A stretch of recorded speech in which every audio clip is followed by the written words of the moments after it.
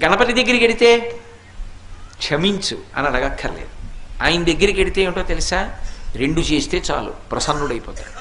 ఒకటి ఇలా ఇలా ఇలా అంటే చాలు. మిటికలు ఈ 2 కణతల మీద 3 మాటలు కొడితే ఆయనకి సంతోషం. ఇలా కూడా అనక్కర్లేదు ఆయన దగ్గర. ఇలా కొట్టి ఈ చేతి మీద కుడి చేయి పైకొచ్చేట్టు ఎడం చేయి కిందకు ఉండేటట్టు పెట్టి కుడి చేత్తో ఈ చెవి చివరిని ఎడం చేత్తో ఈ చెవి చివరిని పట్టుకొని 3 మాటలు గుంజీలు తీస్తే ప్రసన్నుడైపోతాడు. ఏమండి మీరు చెప్తున్నారు బాగానే ఉంది, కానీ అంత పరబ్రహ్మం విఘ్నేశ్వరుడు, ఆయనకి ఎందుకండి ఇలాంటివన్నీ, ఇలాంటి పిల్లల చేష్టితాలు అన్నీ చేస్తే ఏమిటండి ఆయనకి ఆ సంతోషం అని అడగచ్చు మీరు. దీని వెనక ఒక మర్మం ఉంది. ఒకప్పుడు అగస్త్య మహర్షి మహానుభావుడు, సామాన్యుడు కాడైన ఆయన ఆ దక్షిణ దేశంలో ద్రవిడ దేశం దగ్గర ఒక పర్వతం మీద కూర్చొని తపస్సు చేస్తున్నాడు. ద్రవిడ